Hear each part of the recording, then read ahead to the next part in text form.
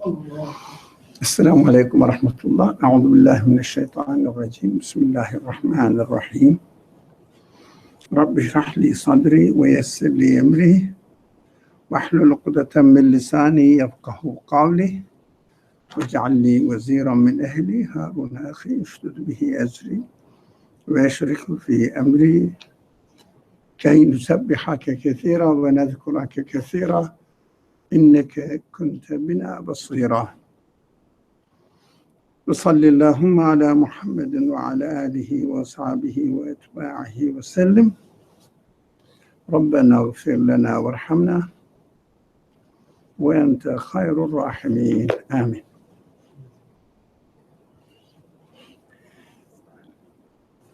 We will start from the verse 10. But before this,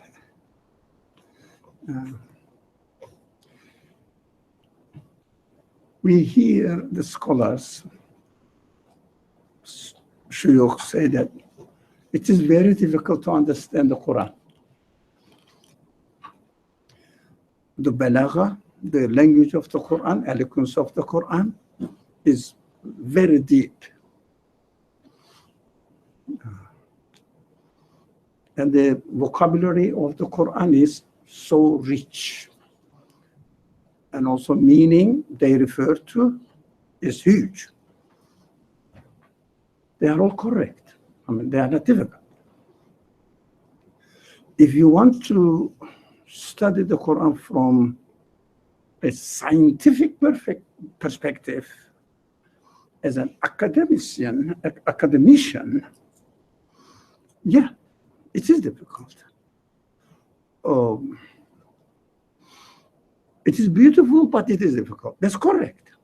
When it's meaningful, that's correct. If you want to see the context, especially the historical context, and what the Quran refers to, you need to have a huge encyclopedic knowledge. That's why people have 20 volumes of books about just the vocabulary, Arabic vocabulary, 20 volumes. It's huge. And each volume is not a small one, the pocket-sized dictionary. It's huge.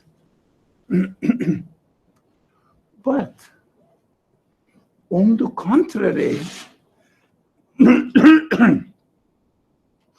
if you want to understand the message and relate the message to yourself and get a guidance which will be appropriate to your expectations, to your human questions, it is very simple. Quranic message is very simple. There is no complication. If you want to be an, I don't know, Quranic Arabic professor, yeah, that is huge. There is no end. But if you want to take the Quran as your personal guide for your personal questions, relate the Quran to your personal matter, it is very clear, very simple. You don't have to be a scholar at all. You don't have to prepare years of studies. There is one or, let's say, two very essential requirements in order to communicate with the Quran, in order to benefit from the Quran. First requirement is very simple. You don't have to go and take years of courses. No. Sit in front of the Quran with your human senses. Human senses. It's very simple. Prepare yourself that the Quran speaks to your human side, helps you how to manipulate your life, control your life. In the world, how to really regulate your physical side under the control of your human side. It's very easy. I see no complication at all. Well, I've been studying it for years. I see no complication. It's very easy. The second requirement is the continuation of the first requirement. But very difficult. Why? You will see why. Never sit in front of the Quran with your previous identity. Make yourself free. Free man. What do I mean by it? No prejudice, no bias, no self-defined identity, such as I am a Muslim, I am a believer, I come from a Muslim family background, I know some religious information, or I am a Christian, I am an atheist, I am a Jew, I am a Buddhist. Leave all the identities behind. Sit in front of the Quran with a pure intention. Pure means unpolluted, unbiased information, unbiased attitude. I am a human being. I have a feeling towards this way and this way. Now, let me see what the Quran suggests me. So you will understand that Quran says two main things. One is the real existence. The other one is the alternative for human free will, the lack of existence, which is just alternative to play an alternative role for human beings to make a decision. One of them is real existence. The other one is the lack of real existence. The simplest, very conventional example of this, light exists. When there is no light, we see dark. This is so simple. Everybody knows it. Does darkness have an external existence? No. Darkness is what we define the lack of light as darkness. This is so essential. You can expand it to our ambitions, to our imaginations, to our cultural background, to what we have received from the existing culture. This culture may be an atheist culture, may be a religious culture, whatever it is.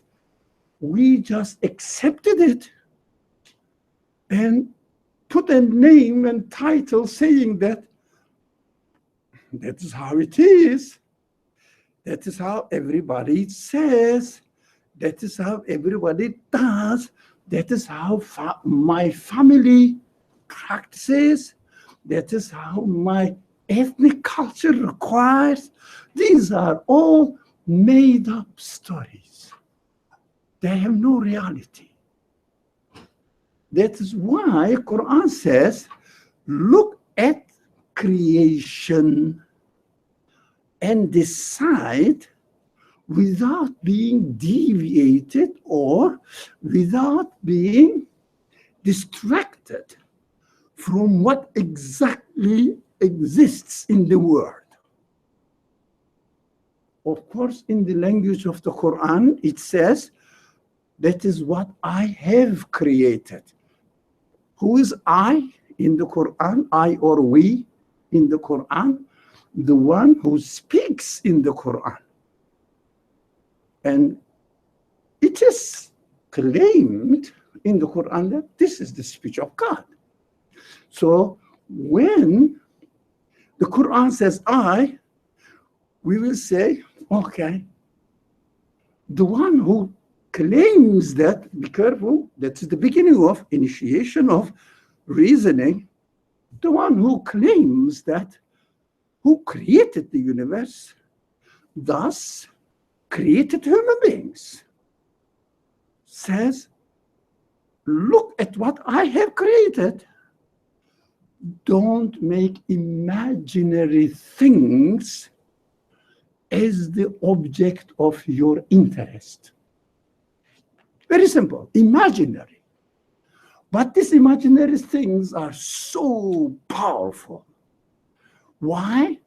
We human beings are not always conscious, awakened. What we do, everybody goes this way, we go this way. Everybody wears shirts, we wear shirts. Everybody has color, and I have a shirt in my color. I have a color in my shirt. Why do I have it? Huh? Everyone has it. Look at it. There's no existence. There's an imagination made up, imposed. That's why Quran, it calls us to wake up to this imposed, artificial, in reality, non-existent entities, or imaginations for us, non-existent. It is always imposed on us that from outside, but this outside doesn't have to be an atheist culture, a secular culture. It may be a culture which is mixed up with any religious tradition, including Islam, not Islam, really. Muslim culture, Christian culture, Jewish culture. In fact, what Islam is or has nothing to do with Muslim culture.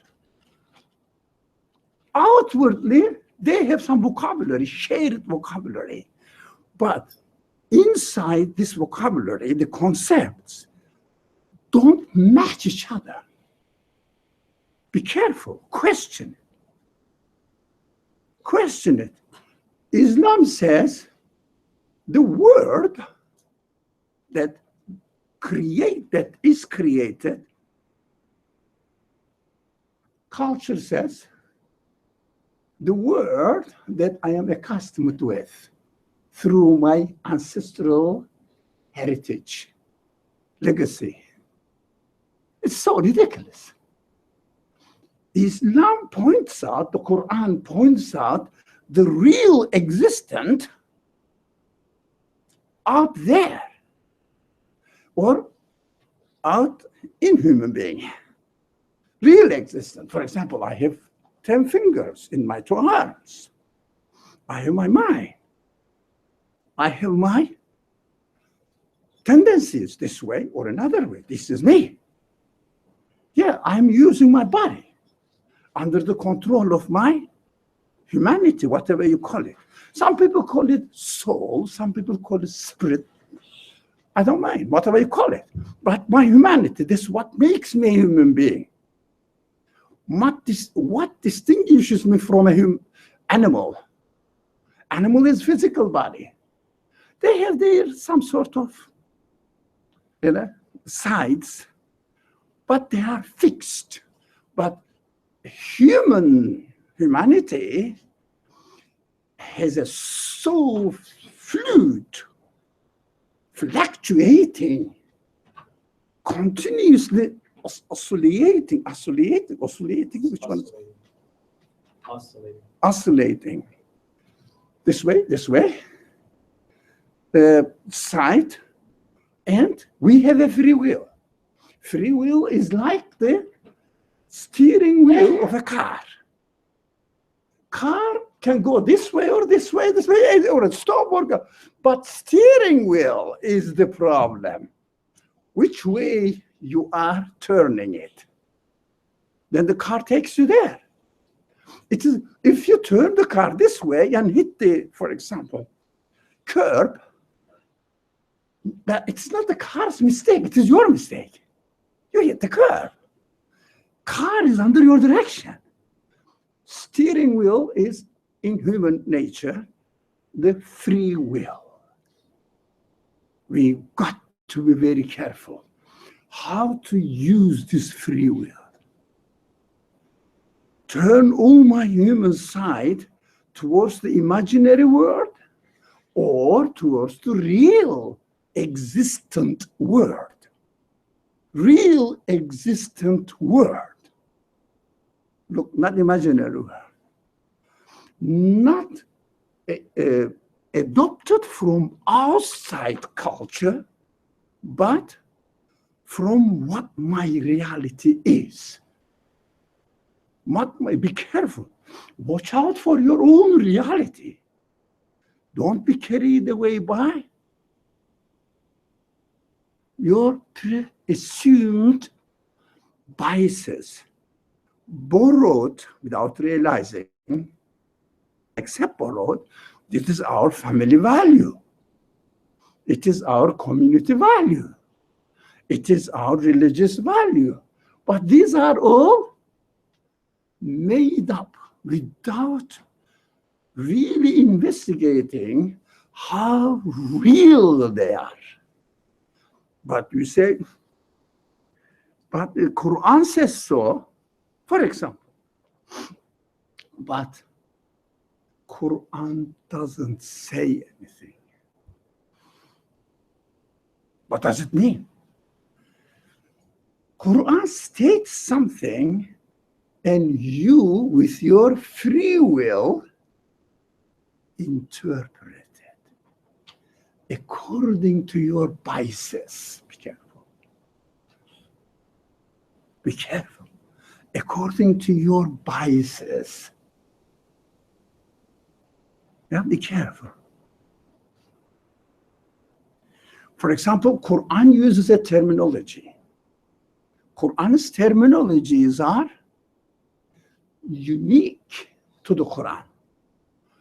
Quran never ever use cultural language. That is so essential. What does it mean?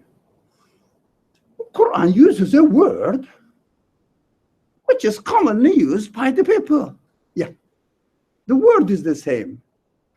But when it is employed in the Quran, the same word has its meaning according to the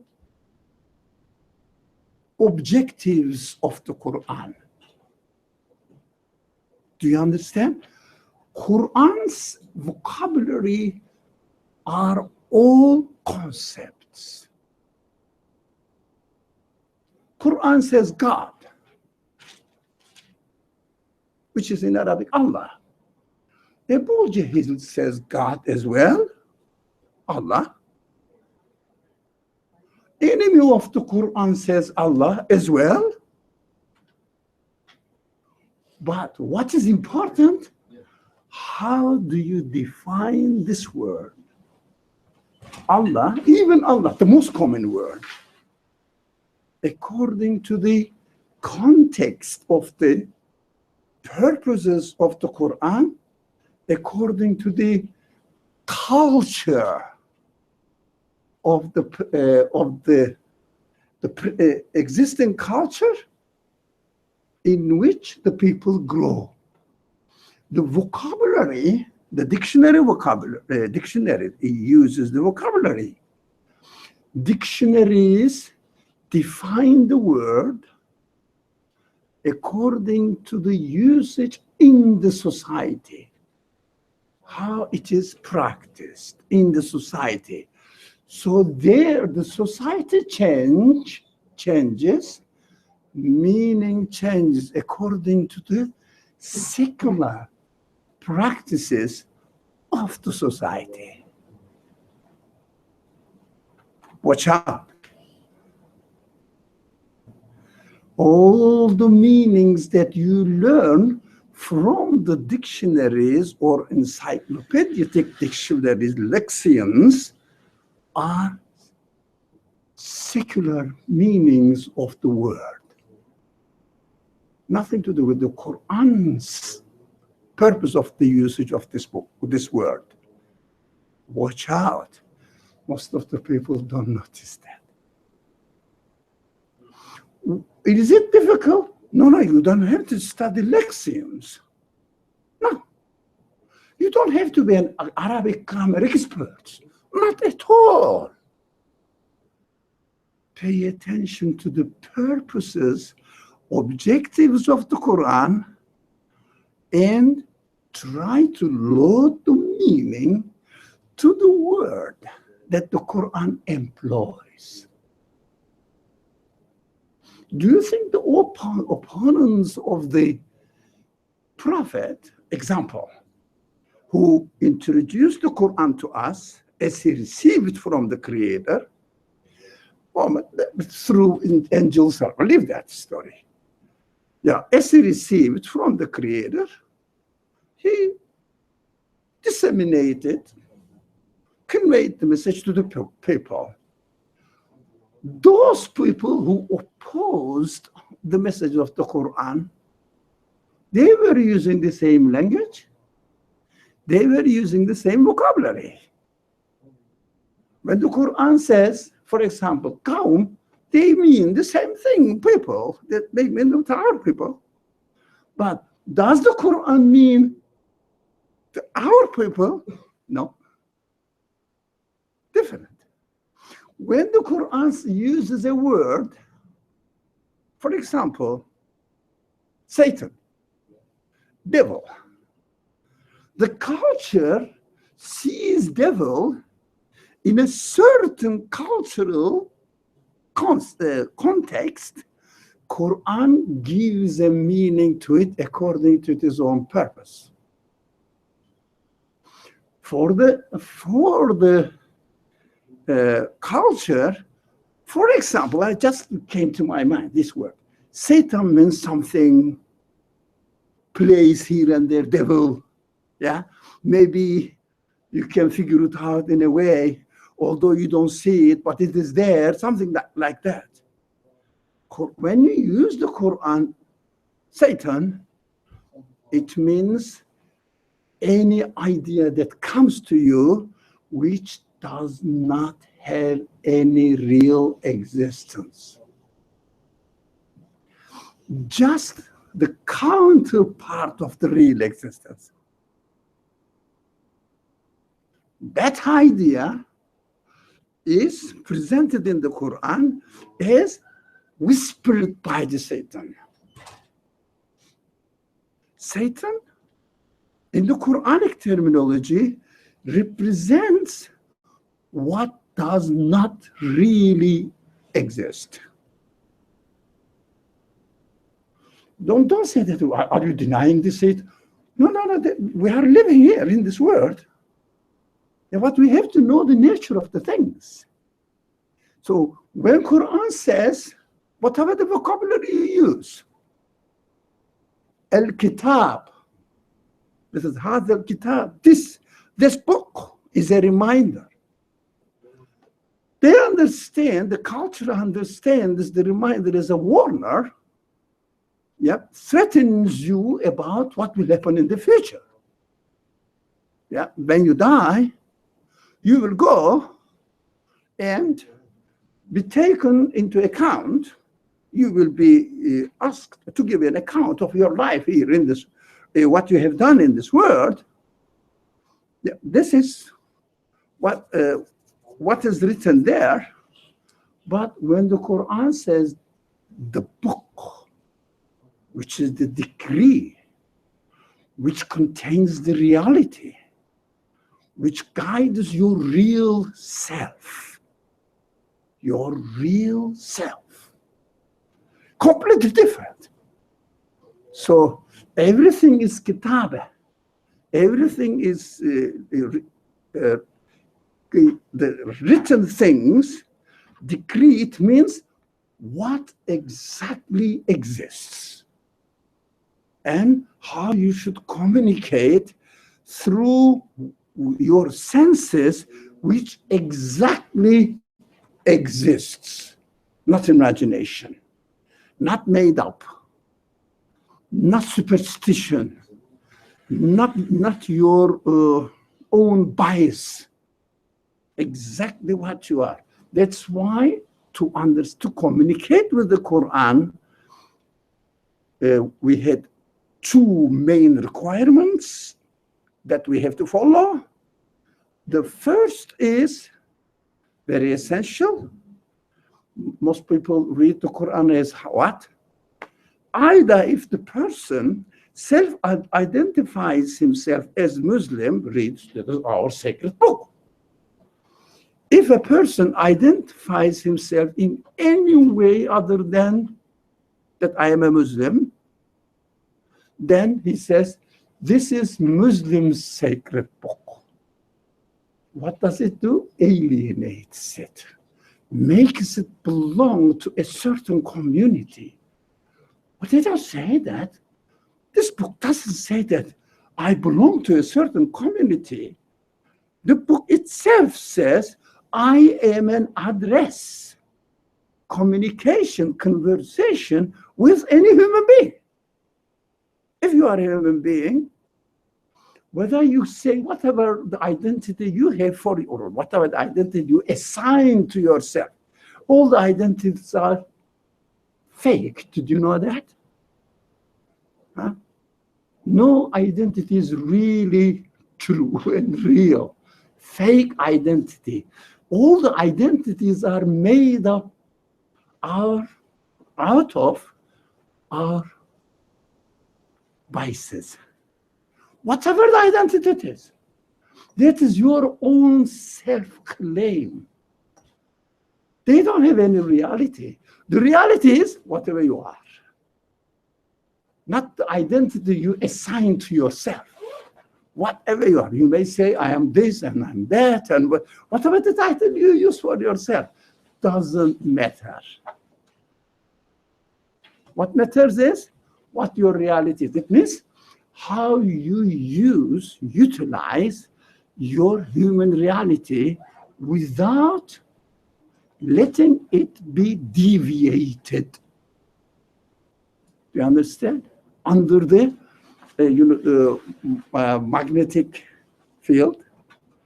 So the huge magnetic field is here. Huge. What are they? Either community culture, whatever the community is, regardless, or society. You may identify yourself with a certain community that's smaller unit within the whole society. Or you may identify yourself with the existing civilization, values of the culture, civilization that you are living in. This is a huge magnetic field. What happens now in the human side, the magnetic field attracts towards it. We don't realize unless we take precautions. It means cautious, conscious resistance to it. This field drags me into it. And I found myself in it. Maybe I may identify saying that, look, I don't follow this outside culture. I am not an imitator of the community culture, but still start talking, the words start coming from cultural background without realizing what they really mean. Just speak, just say, Alhamdulillah. What do you mean? Alhamdulillah, I'm thankful to God. What does it mean? What do you mean by thankful to God? What does it mean? How do you feel about it? Just a word comes from there, borrowed from the culture. Doesn't mean anything really. Just a religious identity, a kind of card. You know the identity, you put it on your shirt, not in you. You cannot put it in you. It is on your shirt, a paper, saying that I am a Muslim, I'm a Christian, I am a Buddhist, or whatever. That's a just shirt. You take the shirt, it goes away with it. No reality. Don't cheat yourself. Don't cheat yourself. Watch out for your real self. If you have this attitude, then the Quran starts educating you, building up your real human self. Then you understand that at the end, you are becoming a man of reality. You say, I believe in this. I'm convinced about this. It means this is really true for me in real terms. In real terms. Not something that's how I believe. That's how I believe. Why? I feel that this is more, acceptable for me. It is beautiful. It's a false claim. It's a meaningless, false claim. Mostly, this kind of identities are taken from outside culture. It means magnetic fields around us. Taken from it and feeling comfortable at home. That is called in English, because it is within your comfort zone. I am a Muslim. I believe in God. Alhamdulillah. Paradise is waiting for us. Very easy. Very simple. So what we feel, we don't feel disturbed because we are not harmed with this idea. But sometimes, if the culture says you shouldn't tell a lie, if I make a blunt lie statement, I say, I am a Muslim, I shouldn't tell a lie, but I am not a good Muslim, I told a lie today. That is what you think that you are misled yourself. It is nothing. It is nothing. Foundations are rotten or no foundation. Mostly, there is no foundation. Mostly. Because you have not gone through a process of establishing the foundation.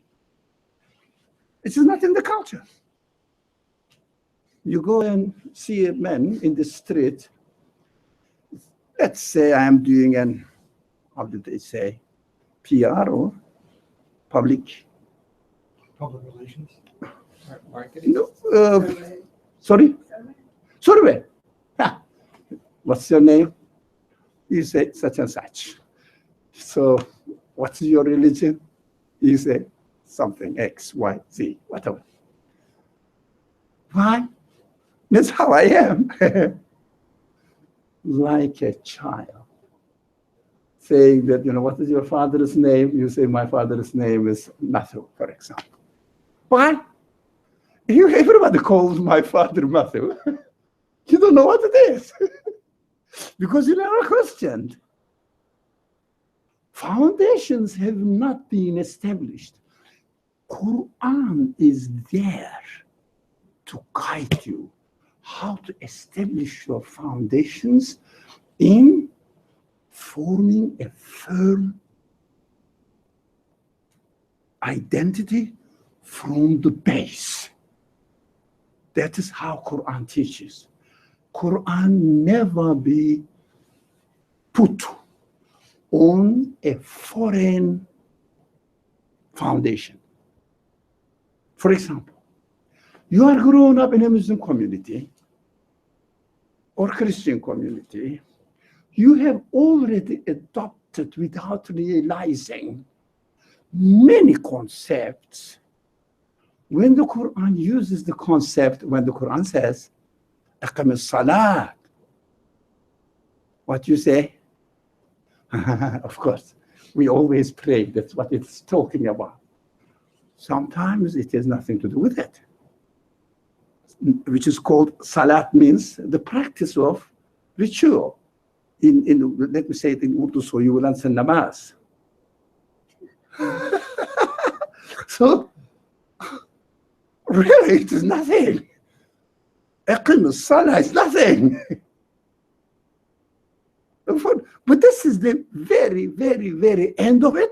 If this action, namaz, is established on a conscious, firmly established form, foundation. Otherwise, it is just a traditional practice. We have to be very careful.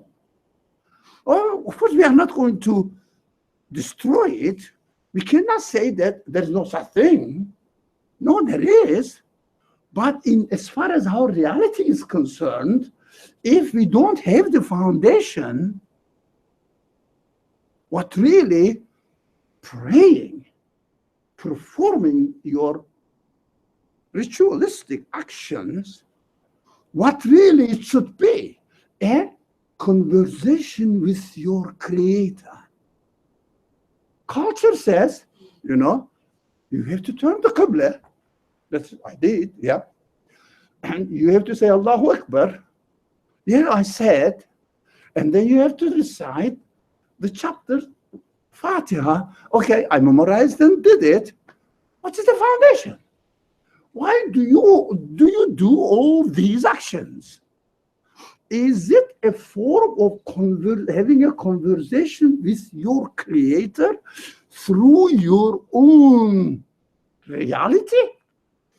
First, I'm sorry to say this, no one is aware of his own reality because they never questioned that. It is not in the culture that we have to question what your reality is. Right? Quran establishes this. How can I give the example? The Quran gives the example, it's a beautiful example. To build a firm castle by the sea, firm castle, made up, stones, perfect.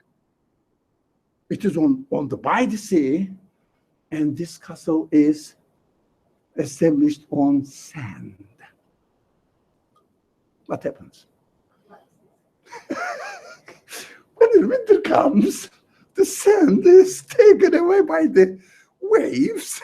Your very firmly established religious activities collapse. There is no foundation. Got it? That is an example Quran gives us. This is the type of life that people don't realize what they are doing in this world. That's why Quran calls them. Come to your own reality. If someone reads the Quran, I'm going to use the same example, how to make the castle in the perfect way, to learn from the Quran. Yeah? How to do my rituals in the perfect way. He can get this information from the Quran, although they don't really mean by the Quran, but we load the meaning on the vocabulary of the Quran, borrowed from the culture. Do you understand this process? It is very important. That's what is happening in most of the books that teach Islam. All the vocabulary they use or they have taken from the Quran, loaded the meaning, taken from the culture. So they learn how to make a very solid, strong castle. But they don't know the foundation. Foundation is weak. There is no sand. The foundation is sand. When the water comes, the rain comes, all those sea waves come, your all strong castle collapses. Qur'an never teaches how to make castle. What does it teach? How to find a firm base for your any kind of building on it. Yet, if only the base is firm, where you stand, how you stand in the universe. What is your location? What is your position? What is the meaning of your existence within this universe? That is the mission of the Qur'an. The mission of the Qur'an is not to teach you how to pray, how to fast, how to give zakat. But the Qur'an says, are you ready to give zakat? What does it mean, giving zakat? We will read the verse now, revealed during the period of Mecca. And some people said, oh, no, it shouldn't be from Mecca. But very well, it is in Mecca. And there is no zakat institution. And the Quran says, those people who give zakat. What I do, I get the word, the meaning of the word zakat from Medinian period, install it, all the word, on the word, which is used in Meccan period, which there is no institution. There is no practice of zakat, as we know it in the culture. Is it the way of understanding the Quran? What's wrong? Confusion. If someone frees himself from the cultural influences, becomes a man, human being, freely asks the Quran, what are you telling me? Then he can get a very firm, sound foundation. All Quran calls us, be aware of the imaginary world, which is not really existing world. The example, remember, we can make the decision between either real or it is counterpart. Counterpart doesn't exist. Do you understand? We may think that, oh, it is night now, for example. No, night exists. No. There is no light. That's why we call it light. Otherwise, there is no night. Lack of light. There is lack of light. They don't tell a truth. Why? Sorry, lie. Why? There is truth, and if you don't confirm the truth, it becomes a lie.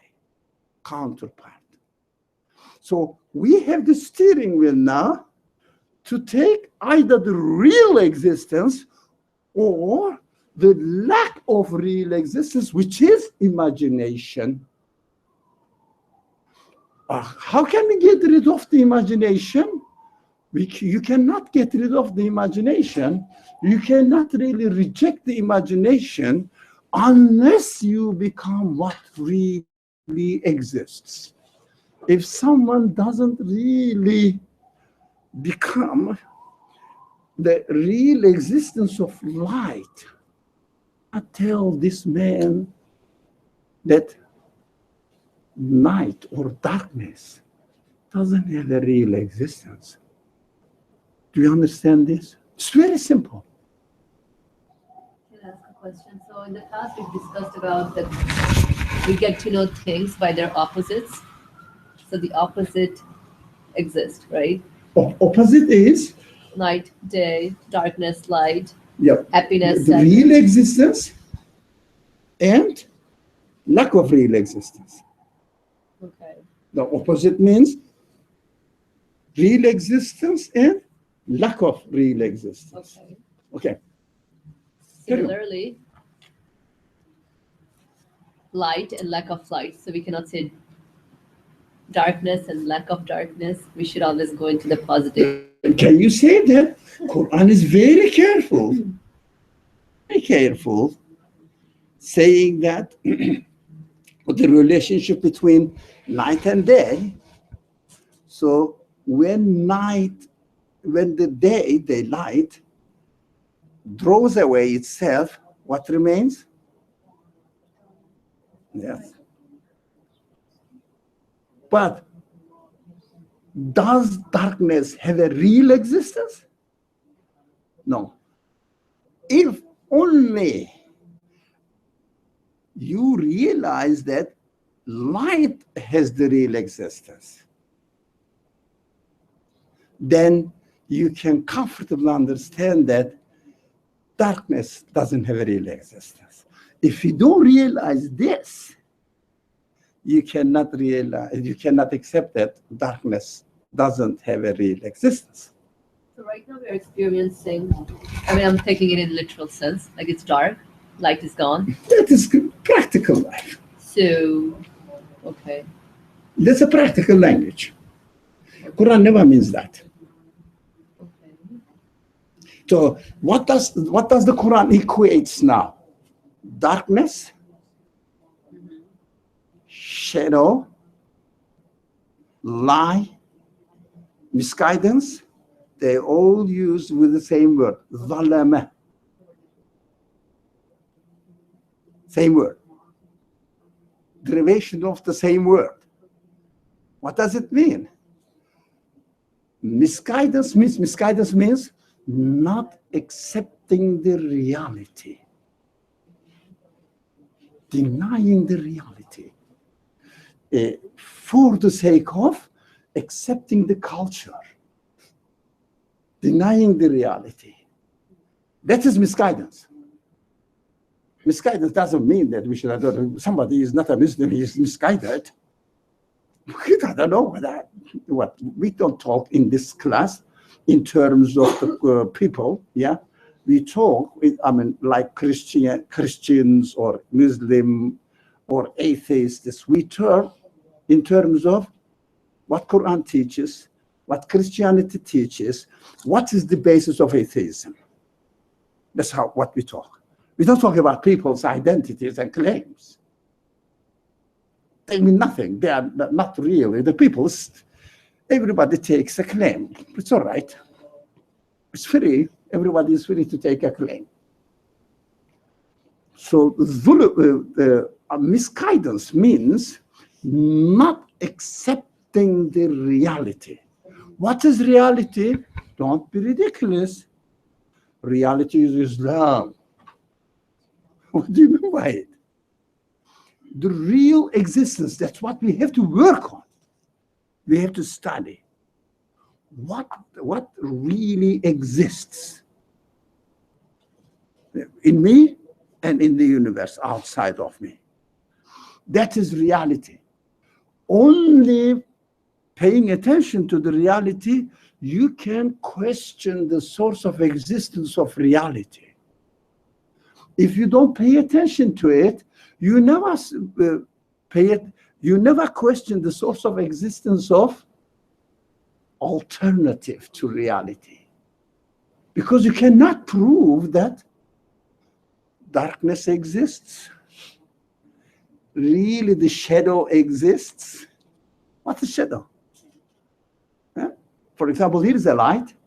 Let's say there is an object here, and behind the object, as far as the form of the object, you see comparatively darker area. What is this? Lack of light because of the object. Nothing else. We have to know that. It's not real. Darkness is lack of light, but we can see light is lack of darkness. Who? Did We I can say? see- No, I'm saying we cannot say light equals lack of darkness. That is nonsense. That is just playing with the words. Okay, cool. Yeah, I mean, don't make it Right. meaningless things. Now, for example, it becomes very easy. Let's read this verse. For example, this verse, verse 10. How? Who's going to read it?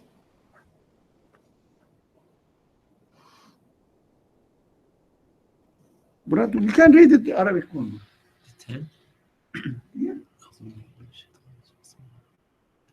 واصبر على ما يقولون واهجرهم هجرا جميلا. Citizen. Yeah. But the English translation, you will see that the content of course, the vocabulary is missing. We understand that, but the content of the subject is. Read somebody English translation. Somebody.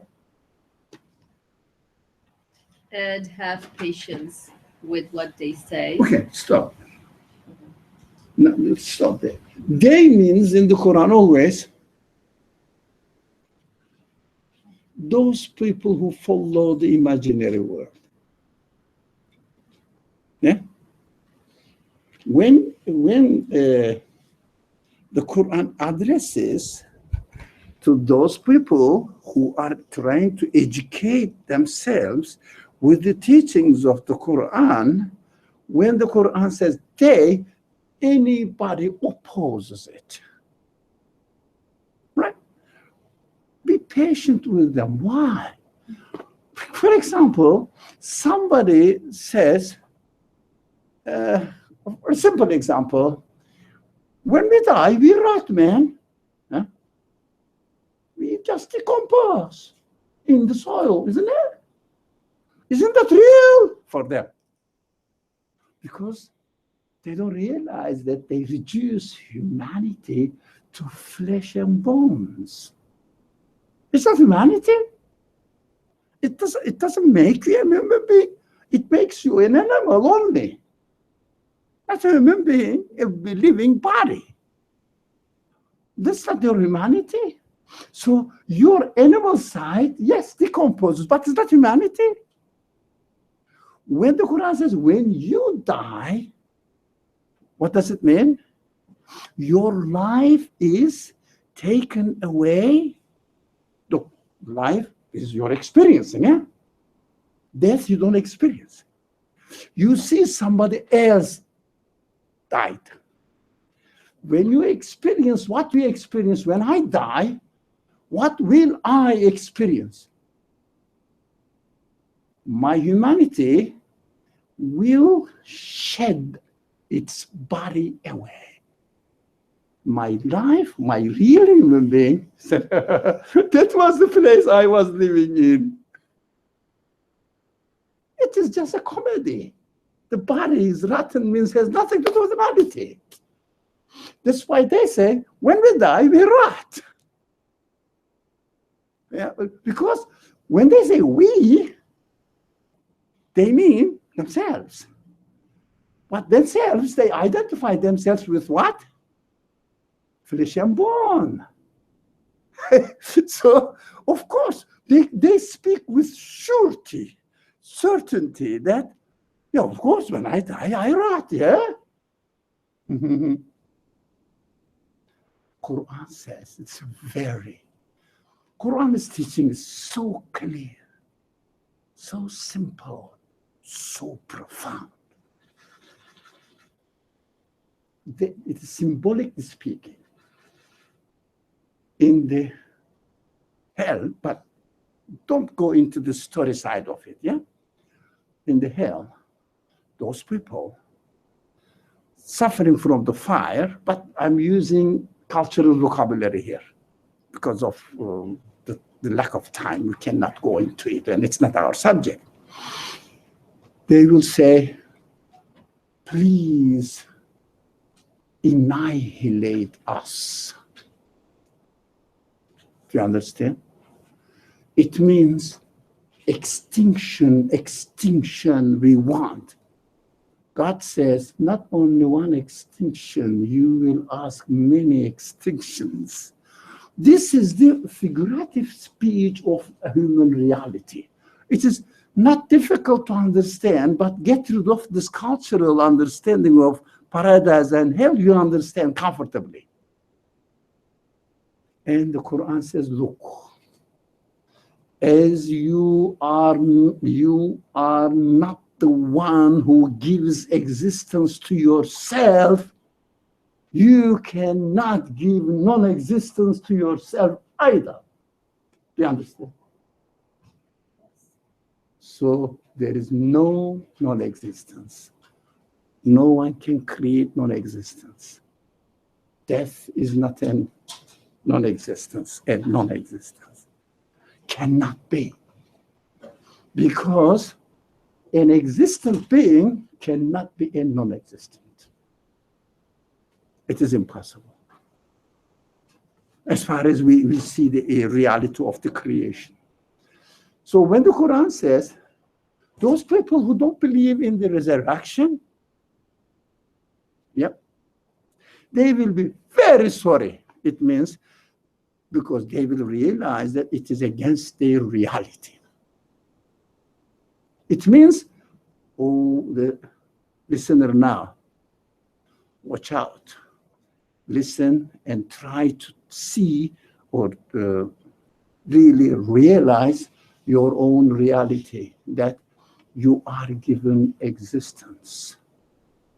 You are given existence. It means you exist, not go into non-existence. You understand? Because nothing is in your hand. Nothing is in your hand. The one who gave you existence, and you are bound to exist. You are bound to exist. So don't say death is the end of existence. That is your imagination. That is your culture. So with these people who are deniers, they don't realize that their existence is given. That is why they make all sorts of imaginary stories. And they say anything against what the Quran says. What are you going to do with them? Quran says, be patient with them. Don't get angry. Don't try to revenge. Just be patient, because you cannot tell them anything. Because they never pay attention to their own reality. How can you tell anything to a person who doesn't pay attention to his own reality? Can you imagine? Most of the people, I'm not talking about this self-identified nominal believers. I don't know who they are. I'm not talking about all this. Most of the people, they can become a very religious Christians. They can become a very religious Muslim. They can claim to be a very convinced atheist. One common denominator they have. They never question existence. Their own existence. Even they don't say, I exist. Because they don't know what existence even means.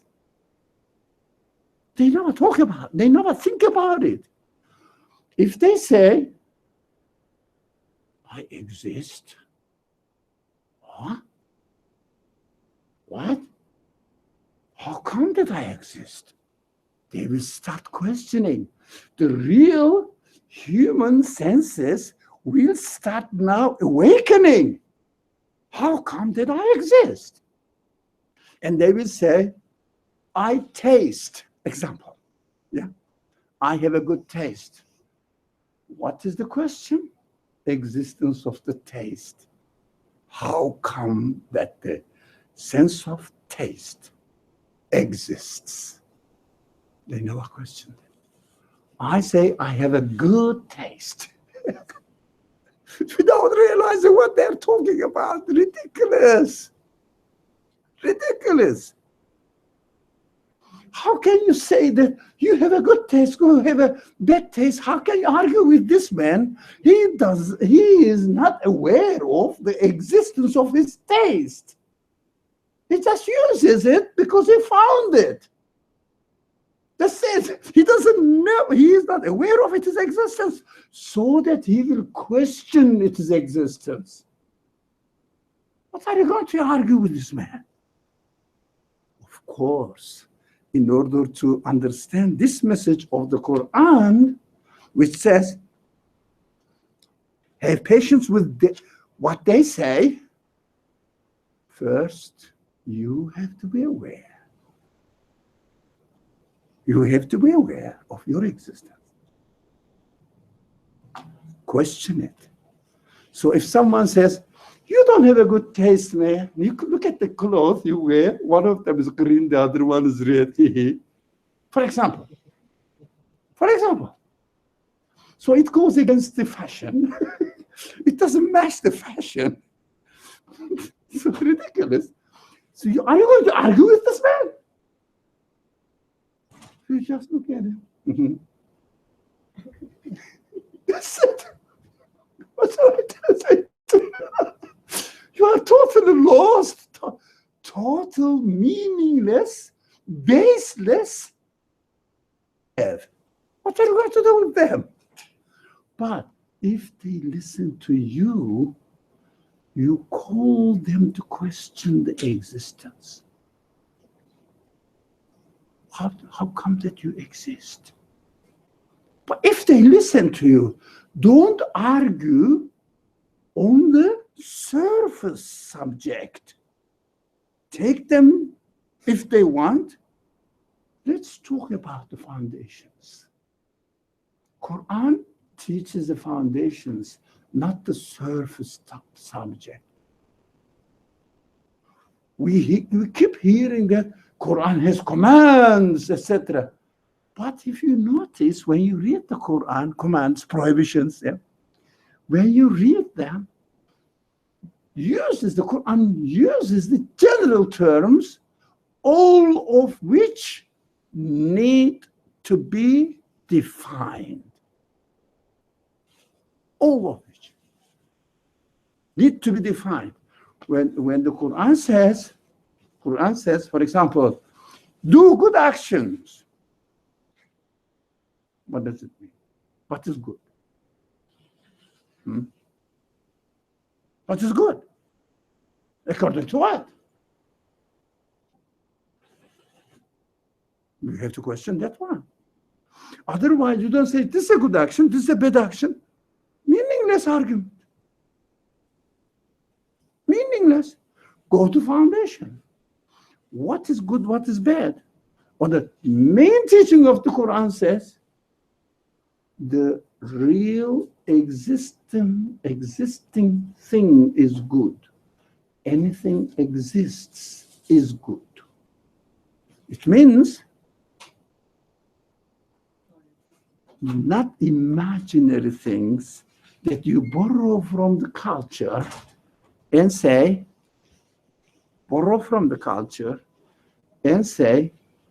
this is good. And the Quran again says, those people who define the good according to their culture, that they, without realizing, they found themselves in it. And in the Judgment Day, when the real human value is, appraised, God will say, go with your old actions.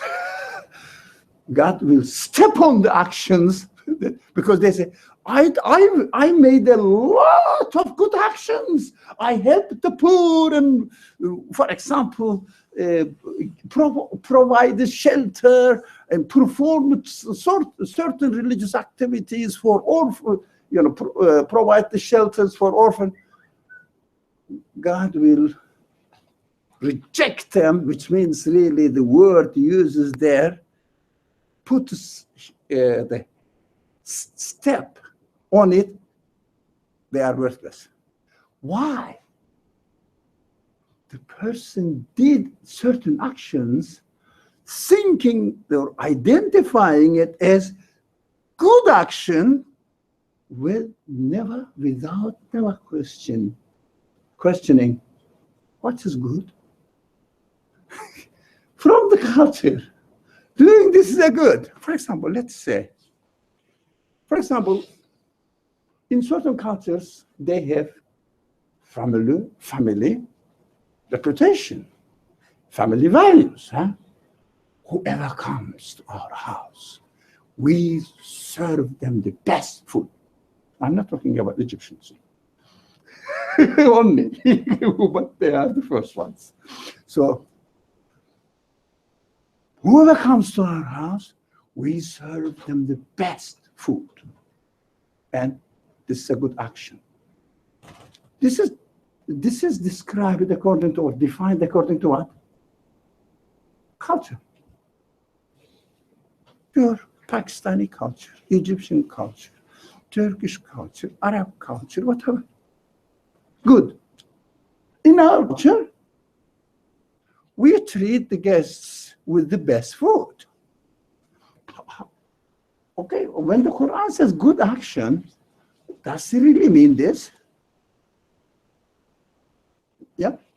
Feeding the guests with the best food, or offering the best truth to the guest. Which one? Truth. For example, offering food is different from offering the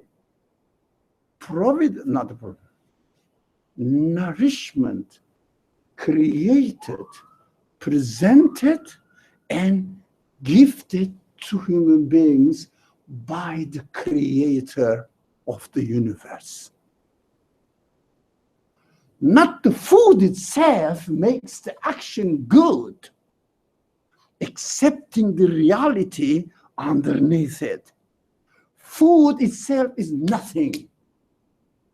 It means just a matter. What is reality embedded in the existence of the food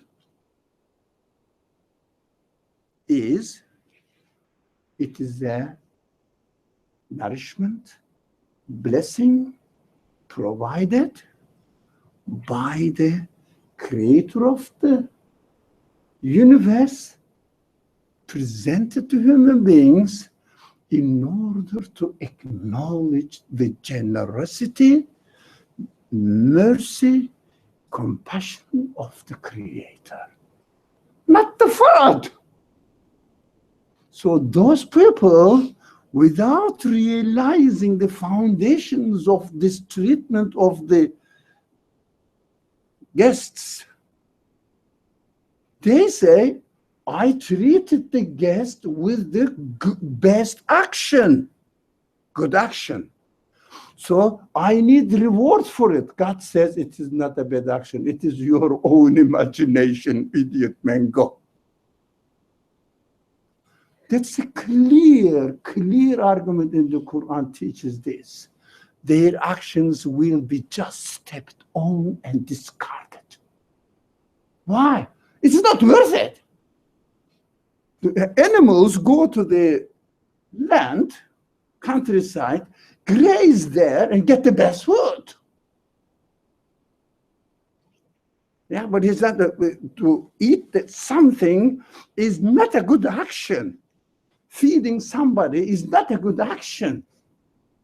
But feeding somebody's humanity with the mercy, generosity of God, introducing the mercy and generosity of God is the best action, because it is real. The other one is a temporary, transient thing. Today you eat, tomorrow you go to the bathroom. Finish. The day after tomorrow in the graveyard. Or your food became a part of your body. And they will go into the composition.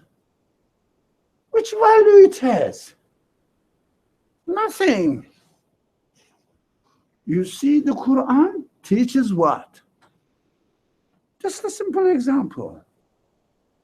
So be careful. Don't say, I have done this good action. I helped poor or needy ones and the social activities. I contribute to the society, or these are all meaningless, baseless claims. Foundation. Quran establishes the foundation. When the Quran says, do good action, it doesn't mean that to feed an animal. It means feed the human being, human side, not my body, my human side, my soul, my spirit, what makes me a human being. That is good action. That makes me realize what reality of this world is. With one condition, questioning the existence of the food you offer. Come, it existed. If you have never talked about it and say that, you know, I offered this food for you, and the guest said, oh, thank you very much. They are delicious. How did you make it? Where did you buy from? You see? Oh, trash. Will go into nothing. Don't waste your time. These are not good action at all. None of these concerns addresses humanity. None of these things that we discuss addresses humanity. They address animality. Animality will end up in the graveyard and becomes compost.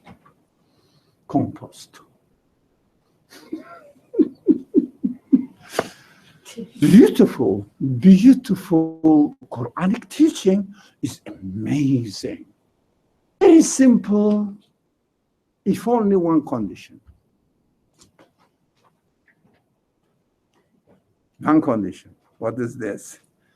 Get rid of this biased concepts that we established.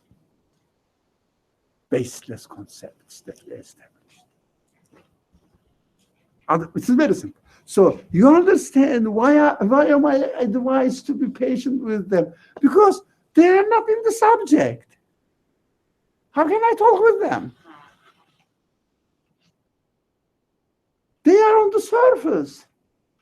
They don't have the foundation. They are not asking for the foundation. How can I discuss anything with them? Just be patient and carry on and leave them in a good way. What does it mean? We don't have much time. Leave them in a good way. وَاهْجُرْهُمْ هَجْرًا جَمِيلًا. It's a beautiful language. Hijra, if someone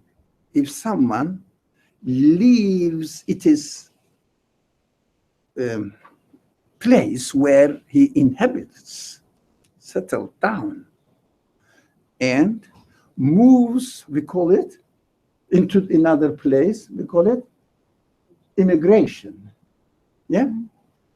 Immigrate from one place to another. It means leave your accustomed life, take up a new life that you firmly established.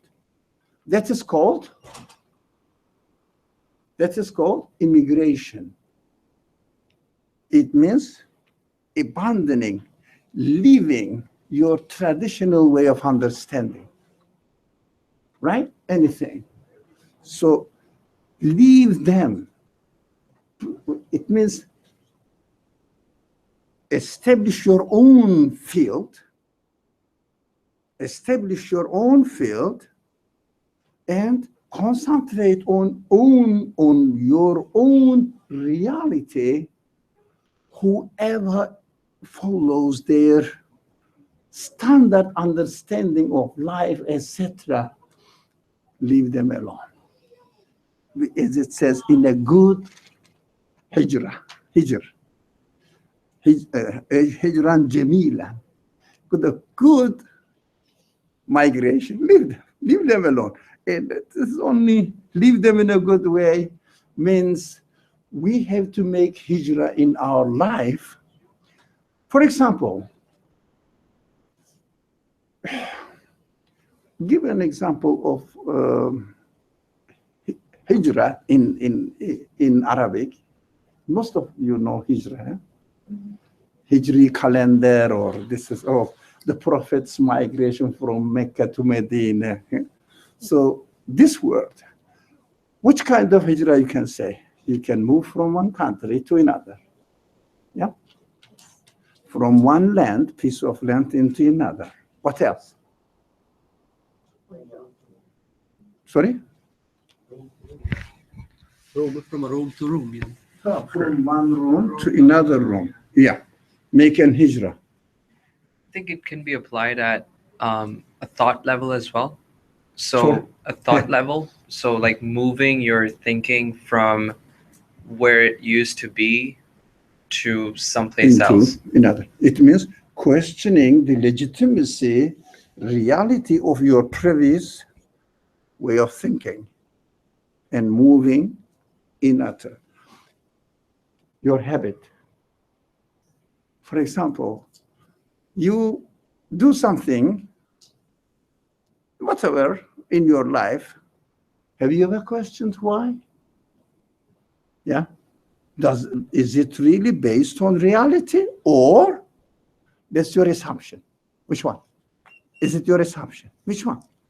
So you have to, or we have to, question the habits. Why do you do this? What does it mean for you? For example, one day, when you are hungry, if you are accustomed having breakfast, when you wake up, the first thing you do what? You do something, and definitely breakfast in the list. Huh? Stop one day, say, why do I do that? What does it mean? Huh? I'm hungry. What does it mean? I'm hungry. Question. That you make an hijrah from your habitual life into a realized, confirmed, aware life, that you are aware of what you are doing. Consciousness. It doesn't mean that you shouldn't have breakfast. It doesn't matter really. Whether you have it, you don't have it, doesn't matter really. But question, what am I doing? Whatever I am doing, why am I doing what I do? Question it. And when you question, from one state of understanding, you make an hijrah into another state of understanding. Now that is hijrah. So leave these people in a good way, in a good manner. Leave them aside. It means change your position. Don't be at their level, right? At their level. Get your own reality. Establish your own reality and move from this field of argument or whatever they say, move to or immigrate to into your own real world that is established for you. In order to be able to do this, what are we expected to do? Question. What am I doing? Why am I doing? What do I say this? Why do I argue about this subject? About this matter? How true is it? How reality?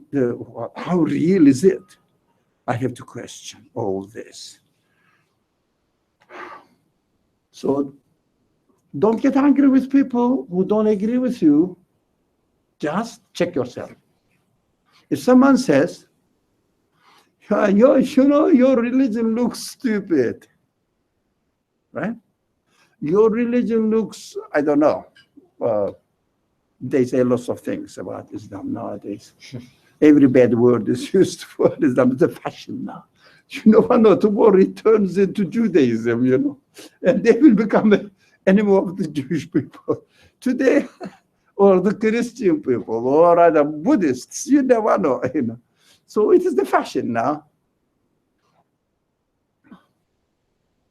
The Muslims are what now in the fashion? They are anarchists, not anarchists, they're terrorists. Yeah, that's what they say. Yeah. Okay, they say Muslims are terrorists. What are you going to do with these people? You cannot say we are terrorists. We are not terrorists. You see, base this argument and fight with them.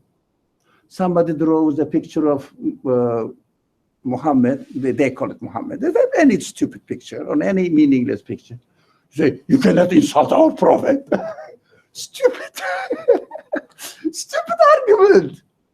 This man who is living or immersed in imaginary world, and you go into his field and argue with him in his field.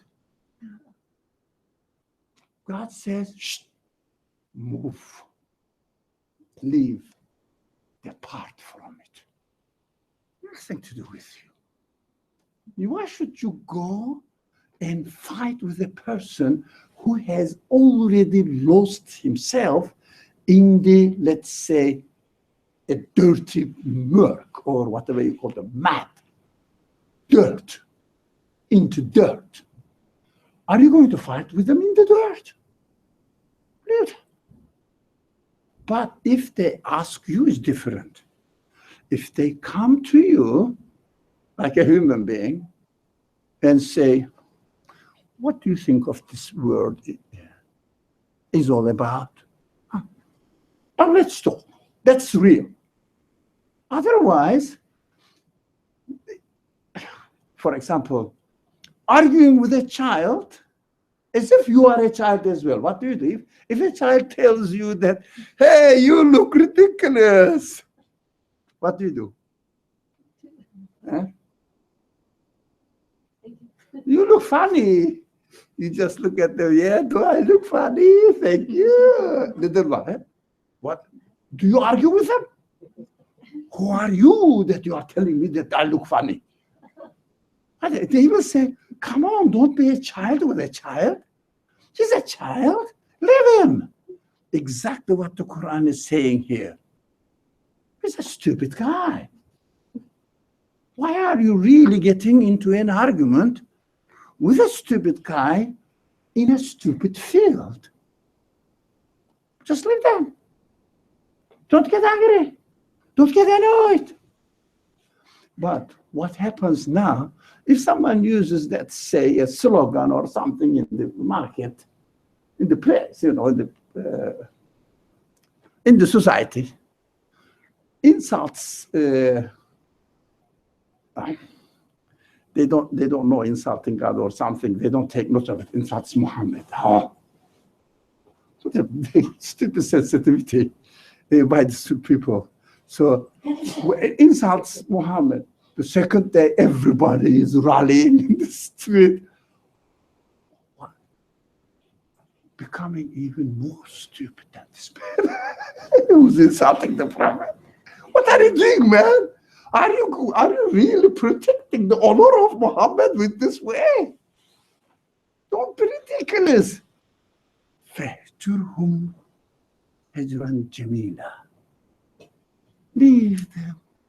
Just smile at them, leave them. But take care of your own reality. Mom, it's beautiful.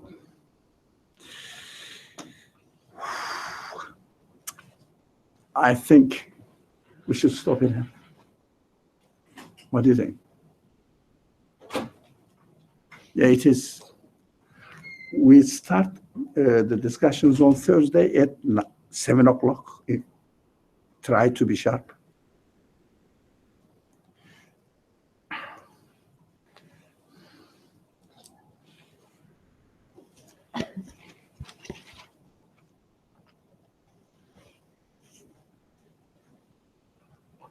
Okay, let's stop here. The following verse needs another attention. Although these are the continuations, but we know that the Quran teaches fundamentally very simple thing. And we will always refer to it, come back to it. Hey, think about the reality. That's nothing else we will say. Try to see your reality. Don't be carried away by the wind of the culture. Just question. Question. Quran will give you the answer.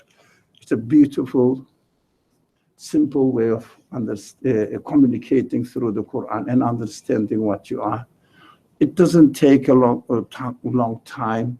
Just firm decision that I'm going to communicate with the Quran with no prejudice, no bias, no whatsoever, anything. Let me see what it says and question it. Do you mean this one? Is not say that, oh, that's what I know. That is what Islam is all about. That's your culture. Communicate from the, if you like, with the Quran, always from scratch. Look for the real existent thing. Do you really have this feeling, for example? Is it really your feeling, or you got it assumed from outside? Is it a borrowed feeling or real feeling? Which one? It becomes very easy. So from one aspect, at the beginning of today's class, we said, from one aspect, to communicate with the Quran is very simple. The requirements, we have to work on it. Requirements is not learning Arabic, learning the eloquence, learning history, learning Sirah. No. Your reality, whether it is real or not, you have to question it.